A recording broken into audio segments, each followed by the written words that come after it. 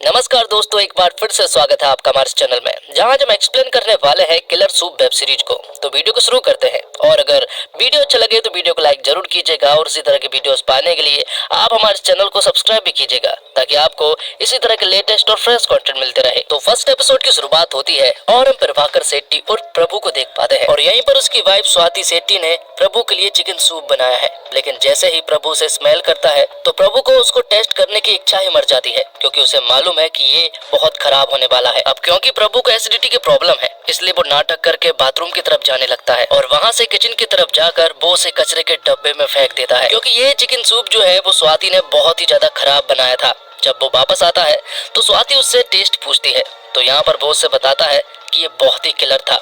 लेकिन जैसे ही वो किचन में जाती है तो उसे मालूम चल जाता है कि प्रभु ने चिकन सूप को कचरे के डब्बे में फेंक दिया है। ये देखकर स्वाति को बहुत बुरा लगता है। आगे हम देखते हैं प्रभाकर और उसके बड़े भाई अरविंद को, जो कि मसाज लेने के लिए एक मसाज पार्लर में गए हुए थे। और इसी पार्लर में हम उमेश नाम के आदमी को देख पाते हैं, जो कि हूबहू प्रभाकर की तरह ही दिखता है। लेकिन उमेश के इरादे जो है वो नेक नहीं है और वो प्रभाकर के बैग में एक लेटर छोड़ देता है।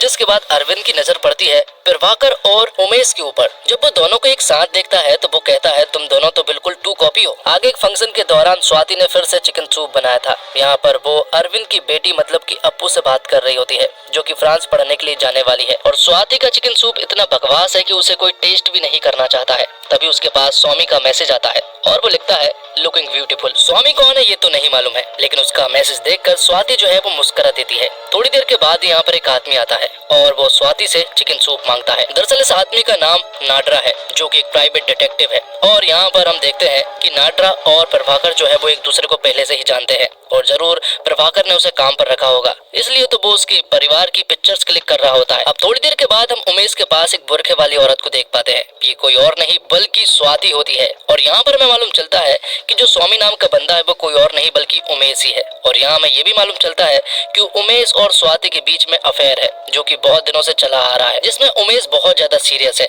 लेकिन उमेश जो है वो बहुत गरीब है, जो कि मसाज पार्लर में काम करता है। और स्वाति का सिर्फ एक ही सपना है, और वो सपना ये है कि उसे खुद का एक रेस्टोरेंट खोलना है। जिसके बाद हम अरविंद और प्रभाकर को देख पाते हैं, जो कि अपनी बिल्डिंग को देखने के लिए गए थे, जिन्होंने हाल ही में खरीदी है, जो कि बहुत ही बड़ी थी, जिसका सेलिब्रेशन वो लोग उसी बिल्डिंग में करते हैं। अब आगे स्वाति जो है वो एक औरत के पास जाती है, जो कि चिकन सूप स्पेशलिस्ट होती है, जिसे वो जब अपना सूप देती है और जब वो औरत उसे सूंघती है तो उसे ये टेस्ट इतना ज्यादा गंदा लगता है कि वो यहीं पर उल्टी कर देती है और कहती है कि आज के बाद कभी भी ऐसा सूप मत बनाना। उस औरत ने स्वाति को कई बार बता चुकी है कि कैसे सूप बनाना है, लेकिन स्वाति अभी तक नहीं सीख पाई है, जबकि उसे तो अपना खुद का रेस्टोरेंट खोलना है। इसके बावजूद स्वाति अभी तक चिकन सूप बनाना नहीं सीख पाई है। वहाँ प्रभाकर जब अपना बैग खोलता है तो उसमें उसे एक लेटर मिलता है।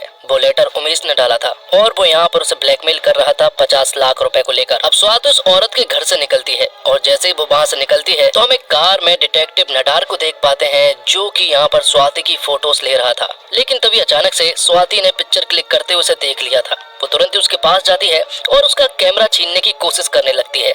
लेकिन यहाँ पर नडार जो है वो कार को स्टार्ट कर लेता है। जैसे वो पीछे की तरफ करता है तो कार तो पीछे चली जाती है, लेकिन कैमरा जो है वो स्वाति के हाथ में रह जाता है।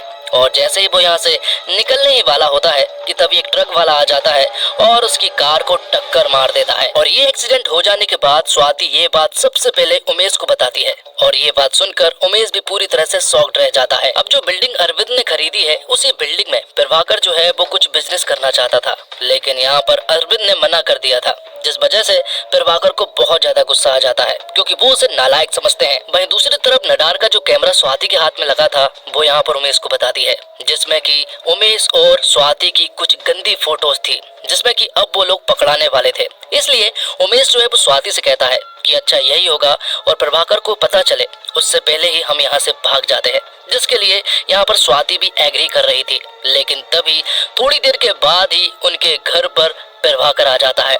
उसे देखकर तुरंत ही उमेश उसी के घर में छिप जाता है। प्रभाकर यहाँ पर आकर स्वाति से बात करने लगता है और थोड़ी देर के बाद वो लोग रोमांस करने लगते हैं। तो उमेश को भागने का मौका नहीं मिल पाता है, इसलिए वो उनके बेड के नीचे ही छिप जाता है। जिसके बाद प्रभाकर और स्वाति बात करने लगते हैं। स्वाति यहाँ पर नई बिल्डिंग के बारे में पूछती है और कहती है कि अगर उसमें कोई जगह हो तो हम रेस्टोरेंट खोल सकते हैं, जिस पर कि प्रभाकर कहता है कि हम ऐसा ही करेंगे। और यहाँ पर स्वाति बहुत खुश हो जाती है, लेकिन तभी स्वाति देखती है कि प्रभाकर तो सो चुका है तो वो तुरंत ही उमेश को नीचे से उठाती है, लेकिन उमेश भी यहाँ पर सो ही गया था। वो उसे उठाती है और तुरंत ही यहाँ से जाने को कहती है, लेकिन वो लोग बीच में बात करने लगते हैं। तभी यहाँ पर प्रभाकर की नींद खुल जाती है। उसे टॉयलेट जाना था, लेकिन तभी उसके हाथ में कैमरा लग जाता है और कैमरे की वो सारी फोटोज भी, और उसने स्वाति और उमेश को भी पकड़ लिया था। जिसके बाद प्रभाकर उमेश को मारने लगता है, लेकिन उमेश ने यहाँ पर प्रभाकर के सर में एक नुकीली चीज से हमला कर दिया था।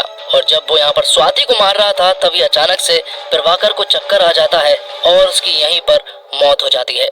ये देखकर उमेश और स्वाति जो बुरी तरह से डर जाते हैं। उमेश कहता है कि हमें तुरंत ही सरेंडर कर देना चाहिए, और तभी प्रभाकर के मोबाइल पर डिटेक्टिव नडार का कॉल आता है और एपिसोड 1 यहीं पर खत्म होता है। अब सेकंड एपिसोड की शुरुआत होती है, जहां पर कि हम पुलिस वालों को देख पाते हैं जो कि नडार की कार के पास थे, और यहाँ पर नडार की डेड बॉडी भी पड़ी हुई थी। यहीं पर एक यंग पुलिस वाला था जो कि काफी होशियार था। वो यहाँ पर इन्वेस्टिगेशन करना शुरू कर देता है और उन्हें एक औरत के द्वारा मालूम चला है कि नडार की एक बुरखे वाली औरत से झड़प भी हुई थी। जिसके दूसरी तरफ हम देखते हैं स्वाति को, जिसके पास डिटेक्टिव नडार का प्रभाकर के मोबाइल पर कॉल आया था। वो कॉल उठाकर उस पुलिस वाले से कहती है कि प्रभाकर सो गए हैं और वो कल सुबह ही मिल पाएंगे। अब क्योंकि लास्ट कॉल नडार के पास प्रभाकर का था, इसलिए वो उसके पास कॉल लगा रहे थे और अगले दिन पुलिस स्टेशन भी बुला रहे थे। दूसरी तरफ हम देखते हैं कि स्वाति के दिमाग में एक आइडिया आता है और वो तुरंत ही प्रभाकर की बॉडी को ठिकाने लगाने का सोचने लगते हैं। वो तुरंत ही प्रभाकर की बॉडी को उठाकर सुसाइड पॉइंट मतलब कि एक बहुत ही सुनसान जगह पर ले जाते हैं। अब वहाँ पर वो एक बड़ा सा गड्ढा खोदते हैं और जैसे ही वो प्रभाकर की बॉडी को उस गड्ढे में डालते हैं, तो यहाँ पर उमेश देखता है कि प्रभाकर की सांसें भी चल रही है। इसके बावजूद वो उसे दफना देते हैं। अब पुलिस वाले नडार की फैमिली वाले के पास पहुँचते हैं, जहाँ उसके कंप्यूटर से उन्हें एक फुटेज प्राप्त होती है, जिसमें उन्हें मालूम चलता है कि दरअसल में डिटेक्टिव नडार के पास प्रभाकर का केस आया था और जो उसे ब्लैकमेल कर रहा है उसके बारे में पता करने के लिए प्रभाकर ने नडार से कहा था। अब प्रभाकर के मोबाइल पर फिर से पुलिस वाले का कॉल आता है। स्वाति कॉल उठाकर कहती है कि प्रभाकर अभी सो रहे हैं और वो कल सुबह उन्हें पुलिस स्टेशन भेज देगी। और अब स्वाति के दिमाग में एक आइडिया आता है।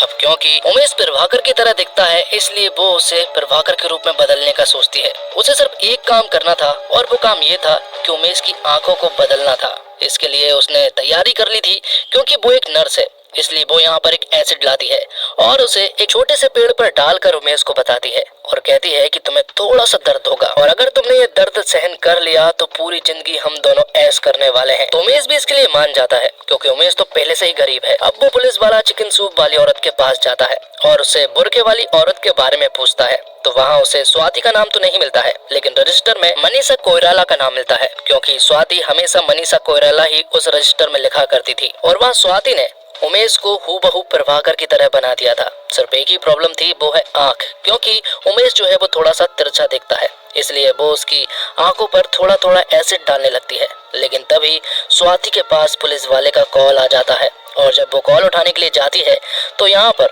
उमेश जो है वो उस एसिड की बोतल को अपनी आंखों के बाजू में उड़ेल देता है, जिस वजह से उसे हद से ज्यादा दर्द हो रहा था। इसलिए स्वाति उसे तुरंत ही हॉस्पिटल ले जाती है, जहाँ पर कि उसका इलाज होता है। और यहीं पर स्वाति के साथ साथ प्रभाकर के बड़े भाई अरविंद भी मौजूद थे और यहाँ पर स्वाति के पास पुलिस भी आ जाती है और उससे पूछती है कि आखिर ये सब कैसे हुआ, जिस पर कि स्वाति बताती है हमारे घर एक अनजान शख्स आया जिसने अपने फेस को कवर कर रखा था और उसने प्रभाकर के मुंह पर एसिड डाल दिया और हमारे सारे पैसे भी लेकर भाग गया था। वो पुलिस वाला स्वाति को एक ब्लैकमेल लेटर बताता है और कहता है कि ये लेटर जो है वो प्रभाकर को दिया गया था। हो सकता है उसी इंसान ने प्रभाकर के ऊपर एसिड डाला हो। वहीं दूसरी तरफ अप्पू का फ्रांस में एक आर्ट स्कूल में उसका सिलेक्शन हो गया था, इसलिए वो बहुत खुश हो रही थी। लेकिन तभी उसके पिता अरविंद उससे कहते हैं कि तुम्हें कहीं पर भी जाने की जरूरत नहीं है। दूसरी तरफ स्वाति को बहुत अच्छे से मालूम चल चुका था कि जो ब्लैकमेल वाले लेटर जो है वो प्रभाकर के पास भेजे थे वो जरूर उमेश ने ही भेजे होंगे, इसलिए वो उमेश के ऊपर बहुत गुस्सा कर रही थी। वहीं पुलिस वालों को भी ये बात मालूम चल चुकी थी कि प्रभाकर के पास जो ब्लैकमेल वाले लेटर भेजे गए थे वो उमेश ने ही भेजे थे, इसलिए वो उसके घर जाने लगते हैं। लेकिन उनके घर पहुंचने से पहले ही स्वाति जो है वो उमेश के घर पर पहुंच जाती है, जिसके दीवार पर बहुत सारी फोटोज लगी होती है स्वाति और उमेश की, इसलिए वो तुरंत ही उन्हें फाड़ कर एक बैग में भर लेती है। तो जब वो यहाँ से निकलती है तो वो यहाँ पर पुलिस वाले को भी देखती है, तो वो यहाँ से चुपचाप निकल तो जाती है, लेकिन उस पुलिस वाले ने उसे जाते हुए देख लिया था। तो स्वाति जंगल में एक सुनसान जगह पर रुकती है। वो पुलिस वाला भी उसके पीछे पीछे पहुंच चुका था, जिसके बाद स्वाति प्रभाकर की बॉडी को निकालती है, उसमें से लॉकेट निकालती है और वो सारे सबूत इसमें डालने लगती है। लेकिन तभी वो पुलिस वाला यहाँ पर आ जाता है और वो पूरी तरह से हैरान रह गया था। लेकिन जैसे ही वो उसे शूट करने वाला था कि तभी यहाँ पर मौका देखकर स्वाति भाग निकलती है जिसके बाद वो पुलिस वाला उसका पीछा करता है, लेकिन वो उसके पकड़ में नहीं आती है। तो वो पुलिस वाला सुसाइड पॉइंट तक पहुंच चुका था। मोबाइल में ना तो नेटवर्क थे, लेकिन एक जगह पर उसे थोड़े से नेटवर्क मिलते हैं, तो वो पुलिस वाले को सब कुछ बताने लगता है। लेकिन तभी उसके पीछे ही हम स्वाति को देख पाते हैं, जो कि उसे धक्का देने वाली थी, लेकिन सही समय पर उस पुलिस वाले ने उसे देख लिया था। लेकिन डर के मारे उसका पैर फिसल जाता है और वो डायरेक्ट खाई में गिर जाता है। और सीनियर पुलिस वाले ने भी कुछ नहीं सुन पाया था, क्योंकि मोबाइल में नेटवर्क वीक थे, इसलिए वो कुछ नहीं सुन पाया। जिसके बाद स्वाति उन सारे सबूत को ठिकाने लगाने में लग जाती है और यहाँ पर उन सारे सबूतों में आग लगा देती है।